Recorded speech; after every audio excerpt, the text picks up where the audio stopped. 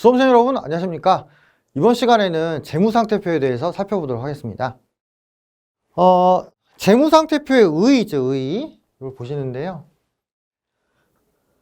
재무상태표는 일정 시점 현재 기업이 보유하고 있는 자산부채, 자본에 대한 정보를 제공하는 일종의 보고서다. 이렇게 보시면 되겠고요.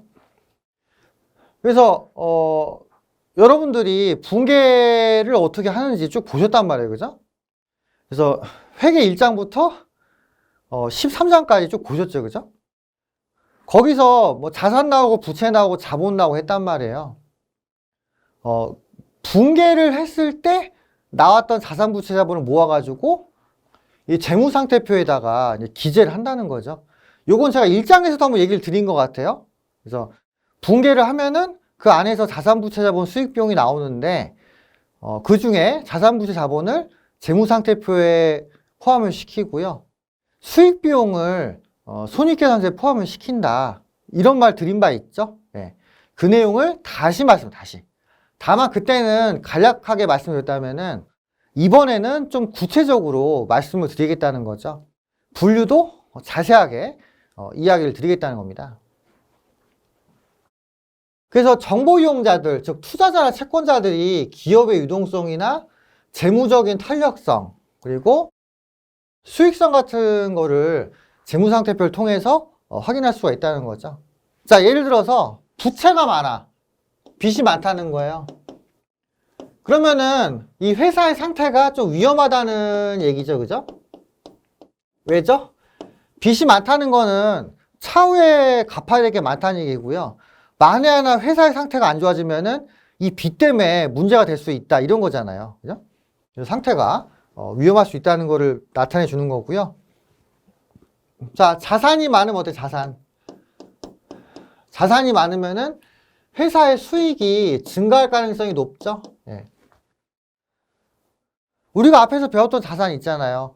현금 및 현금성 자산, 그 다음에 뭐 매출 채권, 상품, 제품, 뭐 시설 이런 것들이 자산인데 그런 걸 많이 가지고 있으면은 회사가 그걸 통해서 돈을 벌 수 있겠죠.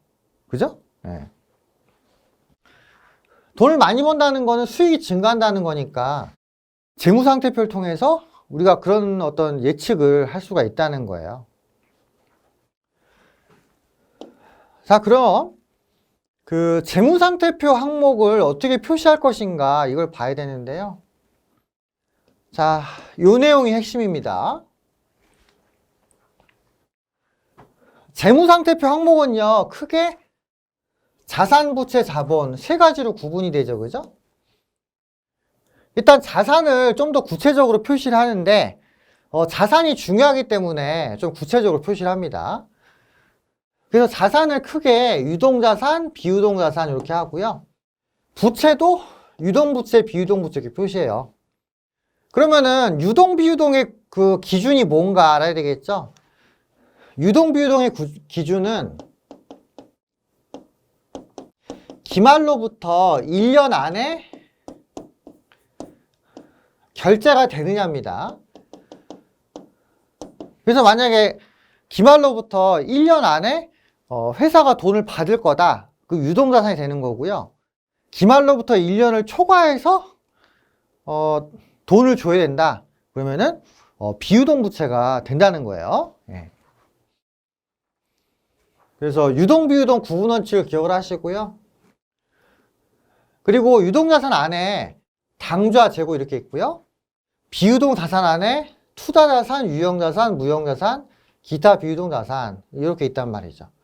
그래서 요 세세한 구분을 우리가 봐야 되는데 여러분들이 이걸 다 보셨어요. 앞에서 봤다고요. 처음 보는 게 아닙니다.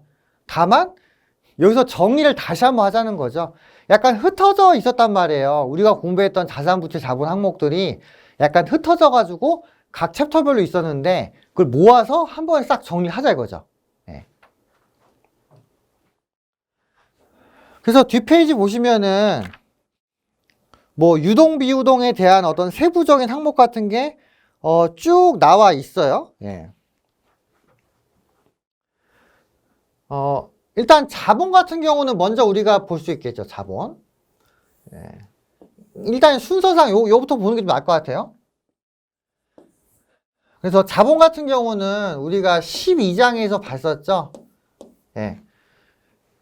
그래서 자본이라 함은 자산에서 부채를 뺀 나머지인데 크게 5가지 분류돼 있었죠. 자, 자본금. 그 주식의 액면가를 자본금이라고 했죠. 자, 자본잉여금, 자본조정. 요게 이제 그 서로 대칭되면서 있었죠.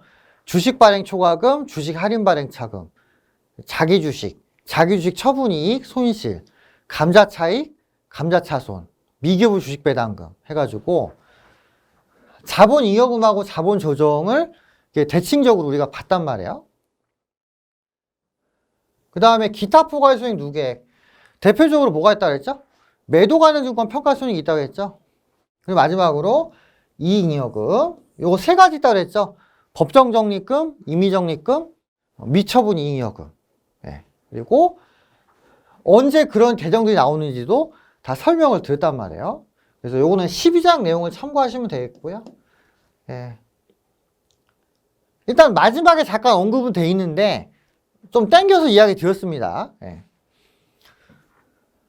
그 다음에 볼 게 자산하고 부채죠. 그죠? 자산 같은 경우는 유동 안에 당좌하고 재고가 있습니다. 당좌 자산은 크게 현금 및 현금성 자산, 매출 채권, 기타 뭐 이렇게 이루어져 있어요. 그래서 그 다음 페이지에 보시면은 뭐 유동 자산에 대한 내용이 나와 있거든요. 그래서 그때 자세히 볼 것이고 재고는 우리 봤었죠. 그죠? 재고 관리 쪽에서 봤단 말이에요. 그래서 상품, 원재료, 제공품, 제품 이런 것들이 재고 자산이었죠. 그 다음에 투자 자산은 우리 유가증권에서 봤었죠. 매도 가는 증권, 만기 보유 증권. 그 투자 부동산 이런 것들이 투자 자산이고요. 유형 자산 우리 봤었죠. 토지, 건물, 기계장치, 뭐 차량 운반구 이런 것들이고요. 무형 자산은 뭐 특허권, 개발비 이런 거고. 기타 비유동은 이 5가지에 포함되지 않는 기타 등등등인데 대표적인 게 임차 보증금이 있습니다. 임차 보증금. 네. 자, 이렇게 보시면 되고. 유동부채는 유동자산과 반대되는 개념이죠. 그래서 유동자산에 있는 게 입장이 바뀌면은 유동부채가 돼요. 대표적으로 뭐 매입채무라든지 선수금, 뭐 미지급금 이런 것들이 유동부채고요. 비유동부채는 몇 개 좀 외우셔야 돼요. 시험에 잘 나오는 게 있으니까 그건 제가 이야기 드리겠습니다. 자, 이렇게 해서 재무상태표의 표시에 대해서 이렇게 봤는데요. 나중에 여러분들 실기할 때 보시면은 좀 더 명확합니다. 실기 프로그램에 이 내용들이 딱 들어가 있거든요. 그러니까 이거 자체를 외우는 거 나쁘지 않은데 프로그램을 보면서 눈에 익히시는 것이 좀 더 효율적인 학습 방안이 아닌가 싶습니다. 자, 유동성 배열의 원칙. 제가 조금 전에 얘기했던 거 그대로인데요. 1년을 기준으로 유동, 비유동 구분합니다. 이거는 자산부채 다 동일하고요. 그리고 이제 정상적인 영업주기 내에 판매되거나 사용되는 재고나 또는 채권이 있죠. 이거 같은 경우는 무조건 유동으로 가요. 정상적인 영업주기라는 건 뭐냐면은 재료의 구입부터 대금의 회수까지 걸리는 시간을 얘기하거든요. 그러니까 영업의 처음과 끝이죠. 영업의 처음과 끝인데 영업의 처음과 끝에 걸리는 시간이 정상적인 영업주기고요. 일반적으로 이건 1년 정도 보거든요. 근데 이제 회사의 업종에 따라서 영업주기가 좀 긴 경우가 있단 말이에요. 그런 경우에는 재고나 매출 채권이 기말로부터 1년 안에 회수가 안 되고 사용이 안 돼도 유동자산으로 본다. 이렇게 된다는 거죠. 그리고 매도 가능 증권이나 만기 보유 증권 중에서 기말로부터 1년 안에 회수되는 거 있죠? 요거는 유동으로 분류합니다. 나중에 실기할 때 보시면 아는데, 매도하고 만기가 그 검색해보면은 계정 코드가 2개씩 있어요. 2개씩. 2개씩 있다고요. 그래서 하나는 유동이고, 하나는 비유동인데, 통상적으로는 비유동을 써야 됩니다. 예. 그래서 이런 부분이 있다는 거 기억하시고 나중에 실기에서 한번 또 언급이 될 거예요. 예. 자, 그 다음에 유동자산인데요. 일단 그 유동자산은 당좌와 재고로 구분이 되죠. 그죠? 그 전에 이제 원론적인 거 말씀드리자면 다음 같은 자산은 유동으로 분류가 됩니다. 그래서 사용에 제한이 없는 현금 및 청구성 자산. 요거 저희 자금 관리에서 봤었잖아요. 기억나시죠? 예. 지금까지 왔는데 기억이 안 나면 곤란합니다. 그럼 다시 복습을 해가지고, 아, 맞아. 그때, 선생이 이렇게 얘기를 했지. 기억을 하셔야 되고요. 그 다음에 여기 정상 영업주기라고 나와 있네. 그래서 제조에 투입될 재화나 제조에 투입될 재화나 용역 취득 시점에서 현금의 회수 완료 시점까지 걸리는 기간. 요게 이제 영업주기라고 되어 있는데, 일반적으로 여기 1년. 그죠? 그래서 정상적인 영업주기 내에 실현될 것으로 예상되는 자산이라면은, 즉, 이제 팔리거나 아니면은 뭐 소비된다 이거죠. 그런 경우에는 유동으로 합니다. 그리고 이제 단기 매매 목적으로 분류하는 거. 그래서 단기 매매 증권은요, 유동자산으로 분류가 돼요. 예. 그리고 기타, 기말로부터 1년 이내에 현금화 또는 실현될 거 있죠? 이것도 유동자산으로 분류가 됩니다. 그래서 결론을 말씀드리면 핵심 포인트는 뭐예요? 기말로부터 1년 안에 뭔가 회수된다 이거야, 돈으로. 그러면은 유동자산 된다는 거죠. 그래서 이 4가지 좀 기억하시고요. 자, 그 다음에 보시면 유동자산에서 별도 표시한 항목에 A 있죠? 예. 그래서 당좌자산의 대표 케이스가 이겁니다. 그리고 재고자산 내 대표 케이스가 이거거든요. 시험에서 이걸 물어봐요. 다음 중 당좌자산인 것은, 다음 중 재고자산인 것은 이렇게 물어보거든요. 그럼 저희가 알던 거를 다 조합해가지고 문제를 풀어야 되는데 그렇게 다 외우기가 쉽지 않아요. 그래서 어떻게 하냐? 나중에 실기 강의 때 제가 얘기 드릴 건데, 실기 프로그램에 보면은 계정 과목 및 적요 등록이라는 메뉴가 있어요. 이게 실기 시험에도 문제가 있거든요. 그럼 이 기능을 이용을 해서 특정 계정이 어디에 속해 있는지를 확인할 수가 있단 말이에요.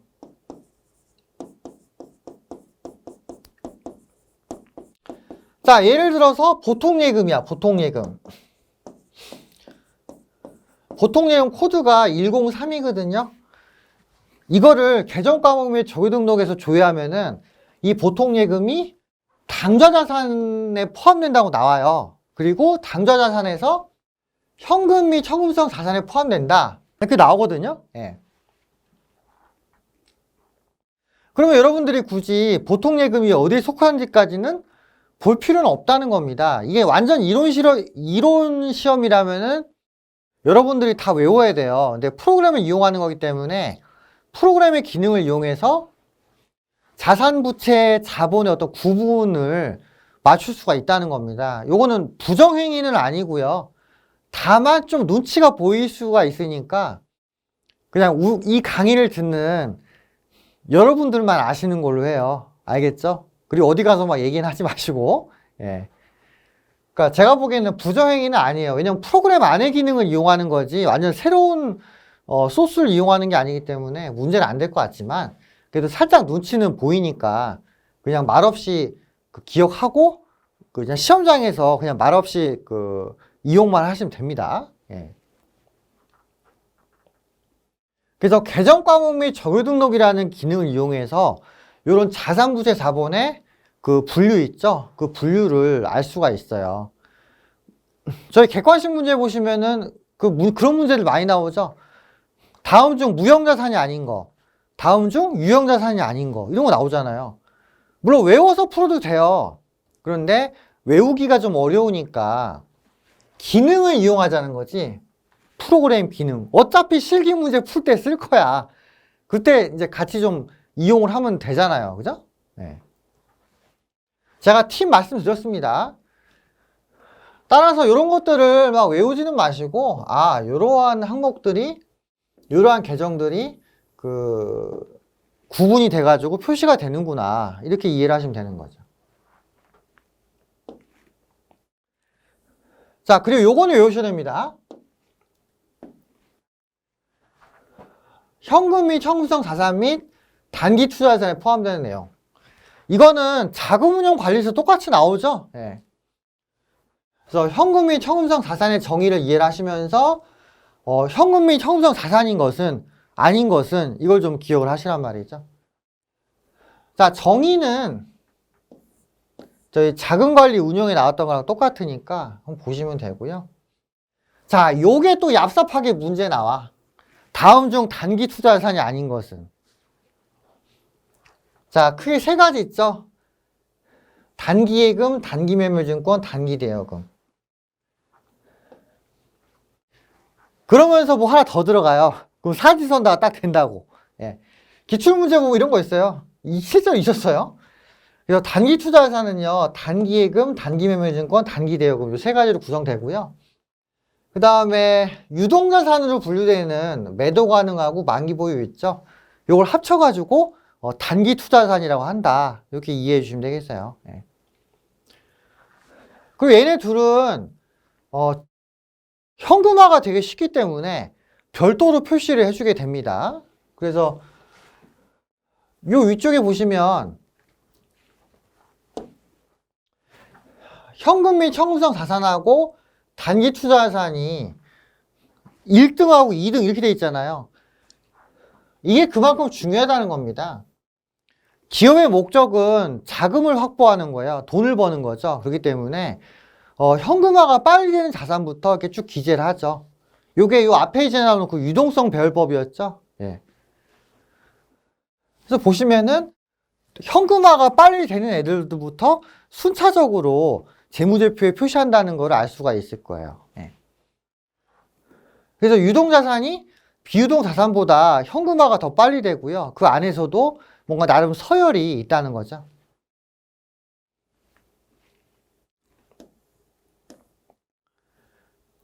예, 그 다음 보실게요. 자, 그 다음은 비유동인데요. 자, 비유동 크게 투자 유형, 무형, 기타 비유동 이렇게 되어 있죠. 투자 유형, 무형, 기타 비유동 이렇게 되어 있죠. 보시면 저희가 앞에서 공부했던 다 계정들이 나와 있어요. 시험에서 이거 나온다고 했죠. 다음 중 유형자산인 것은, 다음 중 무형자산인 것은 이렇게 나온다고요. 부채도 마찬가지.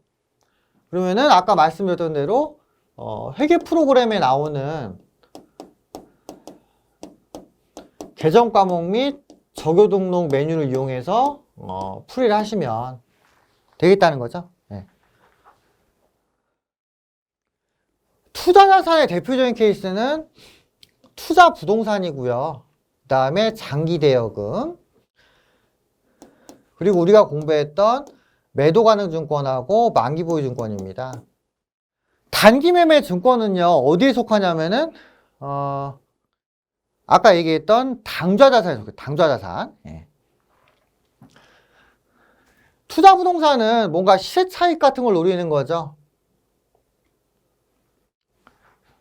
그래서 여러분들이 그동안 공부하셨던 거 바탕으로 기억하시면 되고, 유형자산은 시설 투자 파트에서 다 설명드렸어요. 그래서 토지, 건물, 기계장치, 차량 운반구, 비품, 건설 중인 자산, 이런 것들이 유형자산이 된다고 말씀드렸고요. 자, 무형자산. 대표적으로 이렇게 있었죠. 영업권, 개발비, 특허권, 소프트웨어. 그죠? 근데 그 이외에도 여러 가지가 나올 수 있는데, 뭐 그걸 막 다 외우는 건 좀 무리일 수 있겠죠? 그럼 요 기능을 써라. 그 다음에 기타 비유동자산. 대표적으로 임차보증금이 있어요. 임차보증금.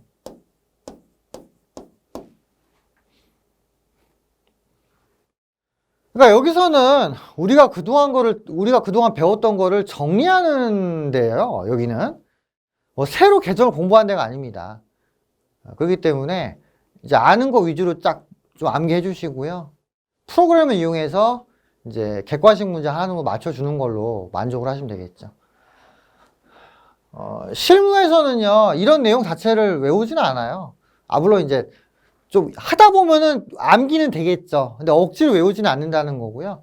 프로그램을 통해서 많이 받으면은 머릿속에서 자동으로 생각이 나는 거죠. 그렇게 가는 거지. 따로 외우거나 하지는 않습니다. 네. 그래서 투자 자산에 대한 내용 나오죠. 투자 수익을 얻기 위해서 갖고 있는 유가증권. 그 다음에 뭐 대여금, 그 다음에 투자부동산 이런 것들이 투자자산이 되는 거고요. 그 다음에 매도하고 만기를 합쳐가지고 장기투자증권으로 재무제표에 표시를 할 수 있다. 이렇게 되어 있습니다. 그 다음에 유형자산 나오고 정의 나오고 그 다음에 이제 약간 디테일하게 표시할 수도 있다게 돼 있죠. 그죠? 그 다음에 무형자산 정의 나오고 무형자산의 어떤 내용을 표시하는 거 있고 그 다음에 기타 비유동자산 대표적으로 뭐가 있다? 임차보증금. 나머지 애들은 뭐 그냥 보세요. 그냥 한번 이런 계정이 있다 한번 보시면 되는 거죠. 이해되셨어요? 사실 이해를 할 건 아니지. 읽어보고 과거에 이런 걸 우리가 학습했었구나. 다시 한번 복습하는구나. 이렇게 봐야죠. 이걸 완전 처음 보는 것처럼 여러분들이 이해하시면 어때요? 다시 보시면 되죠, 뭐. 못한다고 해서 여러분 뭐라고 하지는 않아요. 그죠? 못하는 거는 괜찮아. 계속 못하는 게 문제죠. 그래서 여러분들의 여러분들이 미처 학습하지 못했거나 기억이 안 나는 거는 계속 좀 보시란 말이에요. 예. 자, 그 다음에 유동부채 보실게요. 유동부채. 자, 유동부채. 유동부채 같은 경우는 상대적으로 좀 분류가 간단하죠. 자산의 경우는 유동, 비유동, 당좌, 재고, 투자, 유형, 무형, 기타 이렇게 했단 말이에요. 근데 부채 같은 경우는 상대적으로 좀 분류 폭이 좀 좁습니다. 왜냐하면 자산이 부채보다 중요하기 때문에 그래요. 회사 입장에서는 돈을 벌어주는 시스템이 중요하죠. 빚진 거는 사용봐서 어떻게 해요? 저쪽에서 막 뭐라고 하면 그때 줘도 돼. 근데 돈을 벌어줄 것들은 관리 좀 많이 해야 되니까 분류가 더 세세할 수밖에 없다는 거죠. 네. 그래서 유동부채하고 비유동부채 보시면은 뭐 쭉 나오는데 부채 같은 경우도요. 유동, 비유동의 기준이 자산의 것과 같다. 이렇게 기억해 주시면 되겠고요. 또 밑에 보시면 비슷하잖아요. 그죠? 자산의 내용하고 비슷하죠? 그 다음에 표시 원칙. 유동, 비유동으로 구분하고. 그죠? 그 다음에 요 세 가지 있죠? 당좌 차월, 단기 차입금, 유동성 장기 차입금 같은 경우는 영업주기와 관계없이 유동부채로 분류한다. 이렇게 돼 있어요. 요거 좀 기억을 하시면 되고. 나머지 내용들은 자산 내용이랑 유사하니까 봐주시면 되겠죠. 자, 그 다음에 유동부채하고 비유동부채 소분류 항목이에. 자, 다 봤었죠? 단기 차입금, 매입 채무, 미지급 비용 이런 거 있죠. 그리고 비유동부채에서 중요한 게 세 가지 있거든요. 사채, 퇴직급여 충당부채, 장기차입금. 요 세 가지는 암기하시면 도움이 되고요. 퇴충하고 장기 차입금은 우리가 앞에서 봤던 거고, 사채가 뭐랑 비슷하냐면은 장기 차입금이랑 좀 비슷한 개념이다. 이렇게 이해하시면 되겠어요. 사채는 아마 세무 2급에서 좀 나올 겁니다. 전산회계 1급에서는 뭐 사채까지 하기는 조금 무리가 있더라고요. 그래서 기말로부터 1년 안에 갚아야 되는 거는 유동부채, 1년 초과해서 갚아야 되는 건 비유동부채 이렇게 하고요. 비유동부채 대표 케이스는 3가지. 그리고 이 경우에도 예를 들어 시험에서 유동부채인 것은 물어봐요. 검색. 비유동부채인 것은 계정 과목 및 저유 등록에서 검색. 뭐 이렇게 하시면 되겠습니다.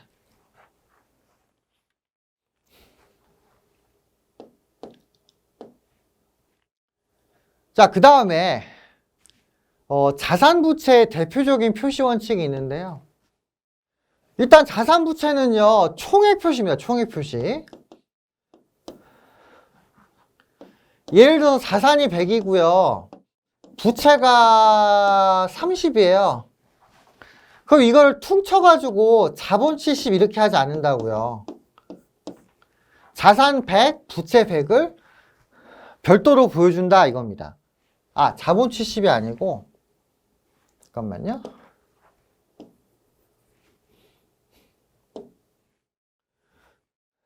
요걸 퉁쳐가지고 자산 70으로 하지 않는다고요. 그냥 자산 100, 부채 100 이렇게 표시를 한다는 겁니다. 반면에 채권 채무를 상계할 수 있는 어떤 별도의 권리 같은 게 있다는 거죠.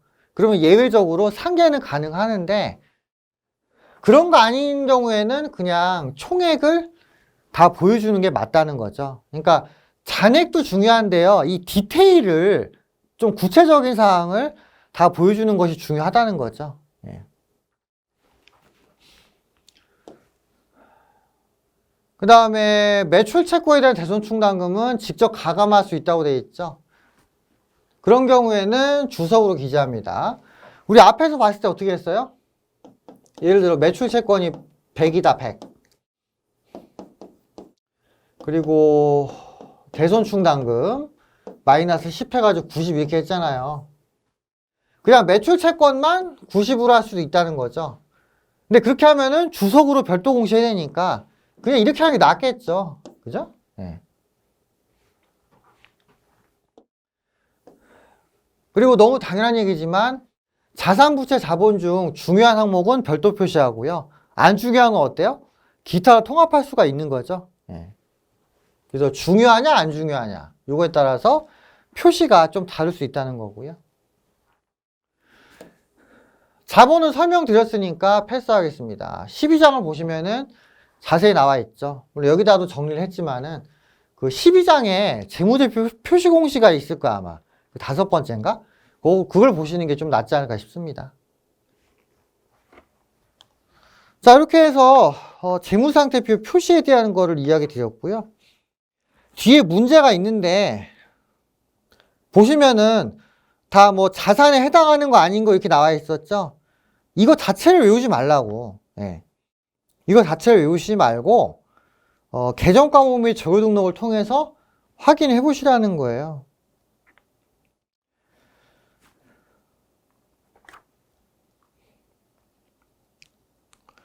그래서 예를 들어 이런 거지. 예를 들어 뭐 13번이죠.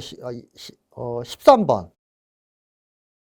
예를 들어서 그 문제 13번에 보면 이런 내용이 있어요. 자, 13번에 보시면은 다음 중 무형자산이 아닌 걸 기대해 있거든요. 그리고 보기 4개가 있습니다. 무형자산의 종류를 외워가지고 풀어도 되죠. 사실 그게 정석인데 그렇게 하려면 너무 과부하가 걸리니까 프로그램을 이용해서 계정을 하나씩 클릭을 해봐. 그죠? 계정을 이렇게 하나씩 검색을 해보면은 얘가 무형자산이 있는지 아닌지를 알 수가 있단 말이에요. 그래서 딱 하나 또 해봤더니 얘는 무형자산이 아니고 당좌자산이야. 그러면 얘를 답으로 쓰는 거죠. 예. 그래서 13번의 답은 4번인데 4번에 보시면 매출채권이라고 되어 있거든요. 그 매출채권 같은 경우는 뭐 외상매출금 받으러옴이니까 외상매출금으로 비슷하게 조회해보면은 아 얘는 무형자산이 아니구나 이걸 알 수가 있다는 거죠. 예. 그래서 계정 과목 및 적요 등록 메뉴를 이용해 가지고 체크를 해서 이런 단순한 문제는 빨리 풀고 지나가라는 거예요. 이걸 풀기 위해서 다 외우면은 좀 머리가 아프단 말이야. 그죠? 아시겠어요? 예. 궁금하죠? 도대체 계정 과목 및 적요 등록이 뭔가? 실기에 나옵니다. 참고로 그 손익계산 항목도 다 이걸 이용해서 구하면 돼요. 다만 손익계산서의 경우에는 좀 계산하는 게 좀 있거든요. 그래서 뭐 예를 들어 매출에서 매출원가 빼면은 매출 총이익, 매출 총이익에서 판관비를 빼면 영업이익 뭐 이렇게 구하는 것들이 있는데 그것도요 프로그램 안에 보면은 식이 다 있어. 그래서 그거 식 보면서 하면은 됩니다. 그렇기 때문에 그냥 기본적인 이론만 보고 지나가면 되는 거지 문제를 막 일일이 풀 필요는 없어요. 아 물론 풀면 좋아, 풀면 아주 좋은데 좀 덜 풀어도 큰 문제는 없다 이거죠. 뭔지 아시겠어요? 예. 자 이렇게 해서 재무상태표에 대한 내용을 봤습니다. 문제는 여러분들이 각자 풀어보시고요. 예, 혹시 궁금한 게 있으면 질문을 주시는데 아마 단순 검색, 단순 암기니까 굳이 뭐 질문이 있을 것 같지는 않습니다. 어쨌든 질문해 주시면은 제가 또 답변을 드리는 걸로 할게요. 예, 그럼 여기까지 하고 마치겠습니다. 수고하셨습니다.